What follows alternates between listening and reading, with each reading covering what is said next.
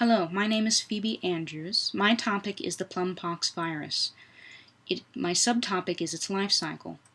It is important because it causes great economic losses. It causes about $600 million in losses per year. It is also important because it affects all stone fruit, all prunus. It is hard to detect. Host plants may not show symptoms for up to 3 years. An overview of the topic is that this is a virus that is spread mainly through aphid transmission. Aphids are the main vector of concern. They spread this virus over short distances, but have also been known to spread it over long distances. For long-distance transmission, humans are responsible or given the main credit for this transmission, since aphid transmission only remains viable for a short time while the virus is in the aphid system. Humans spread it via nursery and grafting and other means of sharing. The virus expresses itself. It's known as Plum Pox Disease. It expresses itself through crinkling or puckering of leaves, lumpy, hard, or unsweet fruit. It also causes mottling in both the leaves and the fruit, and one of the most severe economic impacts is the symptom that infected plants will have a severely reduced yield or sometimes no yield at all. Plants do have a chance of dying prematurely because of stunting and other health complications. A detailed description of my project. What I decided to do is turn this plant pathogen into an illustrated children's book so that it is simplified and understandable and concise. What materials I used? Well, for this project I used watercolor and ink, and how it was made was over a period of several weeks. I investigated which characters would be best to express the virus. After that, I started developing pictures, sketches of how the virus was transmitted, and the symptoms. These are charcoal, these are just sketches. And this was my finished result when I decided on the character of Vikings, and this is just an example of one of my finalized sketches. The Vikings do represent the virus, and this story takes part in 13 portions. There are 13 pages. This page is the introduction, and I will now read you the story. These are the plum pox viruses. Notice that they do not have a pigment to their skin. That's not part of the story. But I thought it was interesting since viruses, unlike bacteria, cannot be stained in a gram test. Alright. This is the plum pox virus. It causes plum pox disease. Plum pox virus is the scourge of all stone fruits. Plum pox virus can be transmitted many ways, but the main way they are transmitted is aphids. Because plum pox virus is a virus, they cannot penetrate the plants directly. They need previously existing openings on a plant. And this is why aphids are such a wonderful vector. They are the biggest transmitter of plum pox virus, and when they drink from a plant, they pierce the plant and take it up and take it to the next plant, where they pierce that plant and let the virus in. Once the plum pox virus has entered the plant, it goes to the roots. From there, it can go anywhere in the plant that it wants. This is called systemic. It is a systemic virus. Once in the roots, the plum pox virus can make its way to any part, and it goes directly up and out to the terminal and newest growths.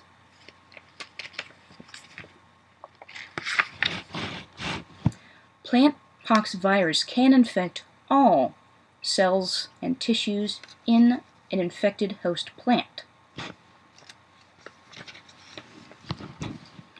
Plum pox virus penetrates individual cells and replicates itself in the cytoplasm of those cells.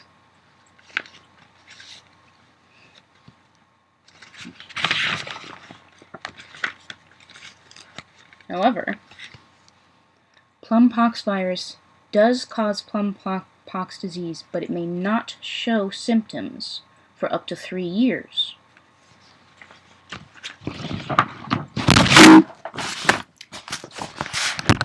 When they do show symptoms, symptoms include hard, misshapen, or unsweet fruit, puckered or cinched leaves curled in, mottled fruit, and mottled leaves. Notice the discoloration. Plum pox viruses can also eventually cause premature plant death, and it can cause stunting. Plum pox virus survives and spreads even during the winter by continuing their life cycle in infected plants, which aphids may continue to visit and spread even during cold months. They stay active in infected plants and host tissues.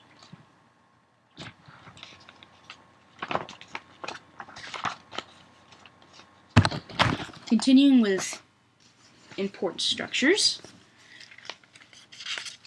These are the plant pox viruses. They are unpigmented in skin tone because they cannot be stained in a Gram test. They are mottled in a uniform because this is what they cause in symptoms. These are some of the fruits: peaches, nectarines, plums, cherries. That is a stone, for example. This is why it is called a stone fruit. These fruit have a pit. These are the aphids. This is the proboscis. This is the part that pierces the plant and holds the infected sap that the aphids uptake when they are drinking from host tissues. Because it is a virus, it is not an aggressive penetrator. It does not have a means of penetrating plant tissues, the mechanical barriers of a plant, unless a previously existing opening exists, which is why, well, that's why they're jumping up and down in anger and saying, "Why?" Which is why they need the aphids. This is the aphid's proboscis piercing the leaf and transferring the PPV. This is the root of the plant. It's the root hairs. This is the PPV traveling through the roots. It has made its way down to the roots from the infected area to become systemic. This bus schedule shows how the systemic part of the virus works. That they can be here in the roots and make it all the way to the top, to the leaves, to the trunk, to the stems, to the fruit, to the twigs. They can infect all parts of the plant. Part of being systemic and part of being uniquely the plum pox virus. This is them infecting any and all tissues. That is an ability of the plum pox virus. These are the infected cells. They are squarish. This is the plum pox virus replicating themselves in the cytoplasm of the plant cells. because it is an RNA single-strand linear virus.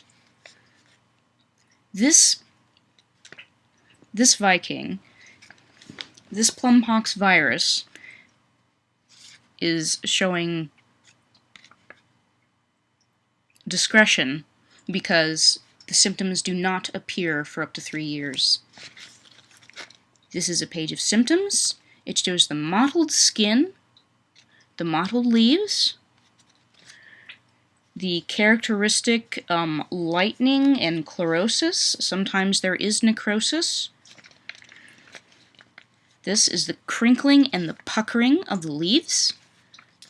This is the hardening and the malformation of fruit. This is supposed to be a size demonstration. This should be a normal sized tree. This should be a huge pathogen, in that once the pathogen has really begun to take hold in a plant, that plant will start to severely decline in health, or it might not be showing symptoms at all. But saying it is, it can stunt it, it's detracting from the overall health. These are the leaves showing chlorosis. These are the mishapen, malformed fruits, also showing mottling. And the decreased yield and premature fruit drop, that is also a symptom of plum pox virus. This is the ice, symbolizing winter. This is the aphid, which is still active. It still has proboscis. This is the virus, which is also still active in winter. And I think I've pointed out all the important structures I've included in this illustrated children's book. I hope you liked it. Thank you very much.